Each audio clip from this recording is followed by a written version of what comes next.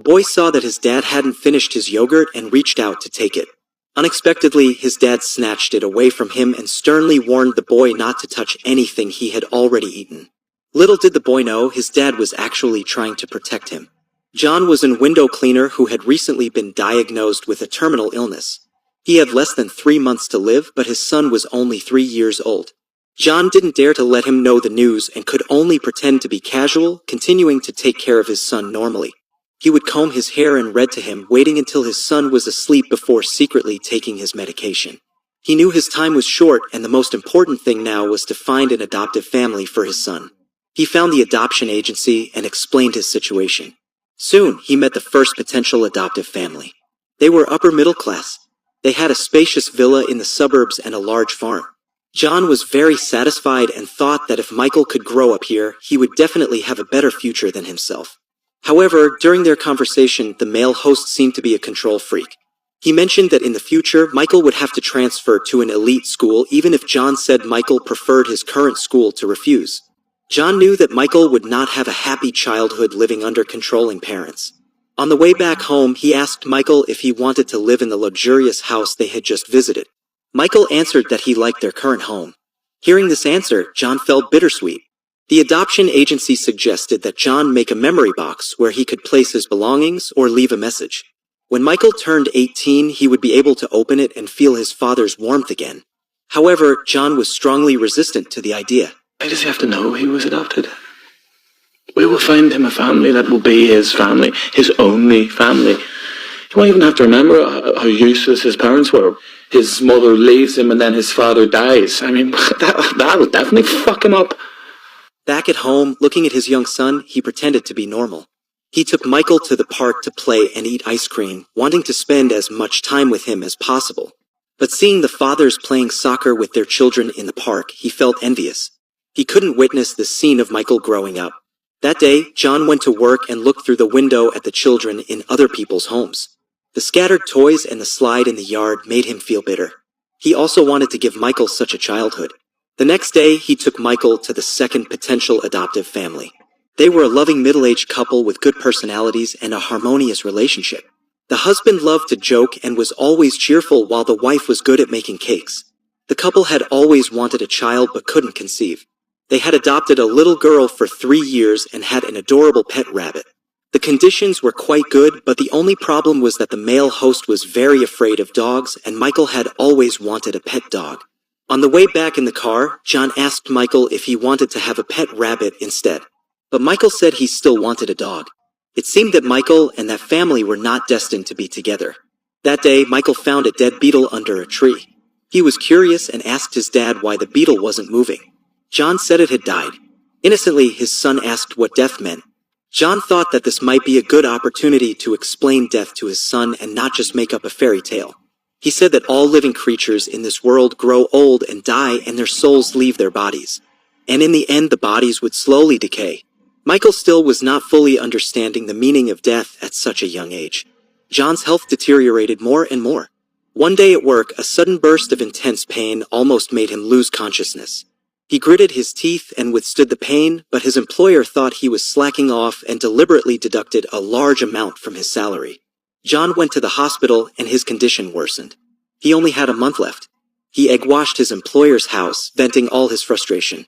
Afterwards, he wanted to spend some time playing with Michael, but the suffering from his illness forced him to lie down on the couch. The next day, they visited another family, a diverse middle-class household. The couple had 6 children, some biological and some adopted. Not only that, they also had a dog that Michael loved. The conditions seemed ideal, and the couple assured John that all their children, regardless of being biological or adopted, were treated equally and loved as their own. They even made a promise that Michael would be their last adopted child. However, John discovered that one of the children in that family was very rude, and even the youngest child, a 5-year-old, seemed hostile towards Michael. Thus, John declined the offer from this family. John was not satisfied with the 3 families in a row. He went to the adoption agency to see if he could hand over Michael to his mother. The staff said that someone who had previously abandoned a child was likely to abandon them again, so they couldn't take that risk. The staff reminded him that time was running out and he needed to make a decision soon. John fell into silence after hearing this. He wasn't actually a picky person, but he couldn't help but want to give the best to his son. Soon, they arrived at the fourth family. This family was a bit special as it consisted of only a single woman. It turned out that she had accidentally gotten pregnant when she was young and had put the child up for adoption based on her parents' advice. She had regretted that decision ever since, especially when the doctor told her that she could no longer conceive a baby again. Therefore, she wanted to adopt a child, but her husband didn't want to adopt, so they had divorced. During their conversation, John could clearly feel that the woman genuinely liked children. She would crouch down and talk to Michael and ask about his daily life. However, John knew how difficult it was for a single parent to care for a child. He still wanted to find a complete family for Michael. Just then, Michael asked the woman if she would also die. All of the adults in the room froze, and John felt a mix of emotions. He felt that Michael didn't understand anything, yet he also felt like Michael already knew everything. On the way home, John saw a child walking to school alone. As he watched, he felt like he was seeing Michael in the future.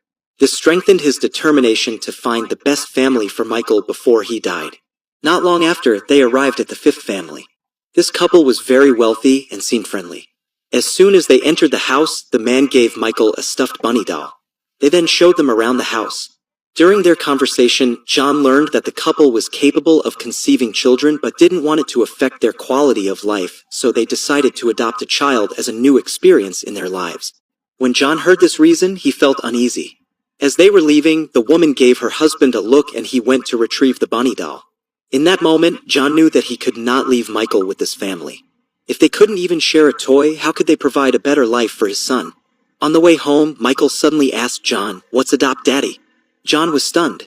He explained, adopt is when a child cannot be looked after by his mommy and daddy, so he can go and live with two nice new parents. After hearing this, little Michael firmly said, "I don't want new parents." He then let go of John's hand and walked along a straight line. In that moment, John felt like he was seeing Michael walking alone on the tightrope of life after he was gone. When they returned home, John started walking in a straight line on the road just like Michael did, but after a few steps, his body couldn't hold up anymore. The torment of his illness had caused him to lose his basic balance. John knew he was reaching his limit. He started to vomit frequently and his hands trembled uncontrollably when pouring drinks. He was afraid that his illness would affect Michael, so he forbade him from using the same utensils. Michael noticed all of these changes as if he didn't want his father to leave. Michael began to rebel. He refused to wear new pajamas and didn't want to hear stories about death.